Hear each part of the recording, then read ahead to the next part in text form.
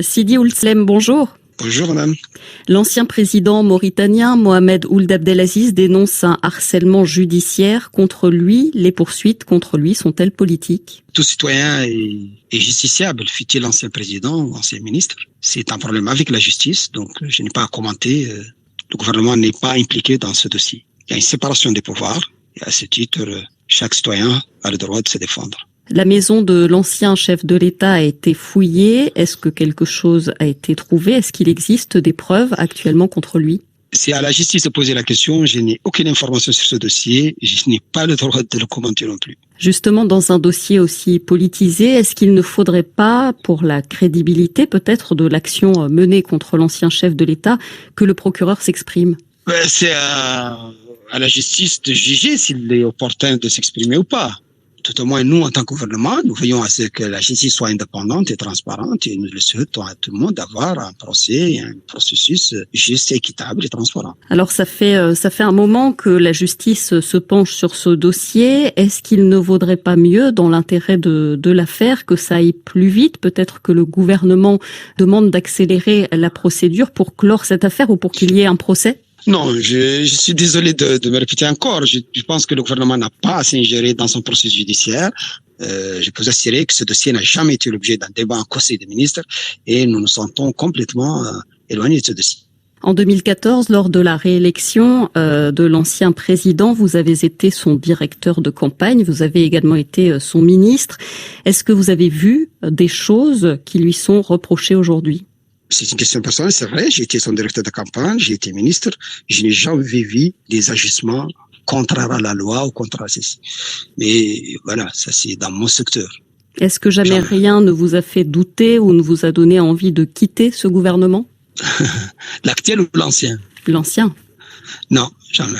Pour Mohamed Ould Abdelaziz, ses ennuis s'aggravent quand il dénonce la situation politique en Mauritanie. Est-ce que vous diriez, au niveau du gouvernement actuel, qu'il est libre de s'exprimer? Tout à fait, tout à fait. C'est un droit. Chaque citoyen est libre de s'exprimer, est libre d'avoir les opinions, et c'est une fierté pour ce pays, c'est une démocratie, il y a une liberté de la presse, et il peut bien en profiter. C'est de bonne guerre, c'est politique, on peut s'attaquer au gouvernement, tout le monde le fait, sur les réseaux sociaux, des partis politiques s'expriment, on critique l'action du gouvernement, et c'est un bon signe de moitié de ce pays.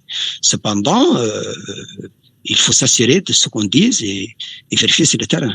Est-ce qu'il peut, à votre avis, participer à la vie politique? Il affirme qu'on lui fait payer le droit d'exister comme homme politique. Il explique qu'un des bureaux de Ribat al-Ouattani a été fermé parce qu'on ne voulait pas de ce parti. Écoutez, ce n'est pas à nous de décider s'il doit faire de la politique ou de la faire. Ça, c'est une question personnelle, sauf si le droit ou la justice l'en empêche. L'ancien président parle de la fin d'une amitié de plusieurs décennies avec le président actuel, le président Razouani. Est-ce que ces ennuis judiciaires sont liés à une brouille entre deux amis? C'est une affaire privée sur laquelle je n'ai aucun commentaire à faire.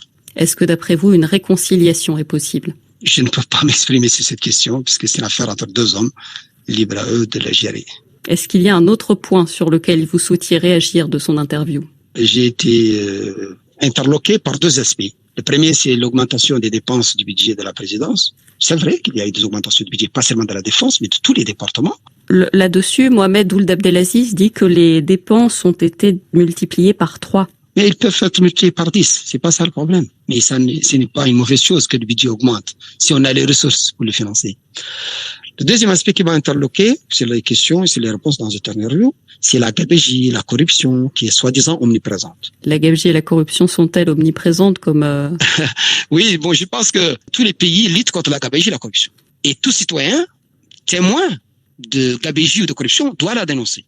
Pas seulement sur les ondes, il y a la justice, il y a les tribunaux. Si quelqu'un a été témoin ou il a appris, il doit les dénoncer, sinon d'ailleurs c'est une complicité. Mais Mohamed Ould Abdelaziz dit justement que ces poursuites visent à le faire taire pour ne pas qu'il dénonce cette gabegie et cette corruption. Que lui répondez-vous? C'est une ligne de défense. Mais je pense que le plus important, c'est de se focaliser sur la justice et sur sa défense de manière plus objective, de manière plus efficace. Rechercher une animosité particulière par rapport au gouvernement, je ne pense pas que c'est une bonne ligne de défense. Sidi Ould Slem, merci.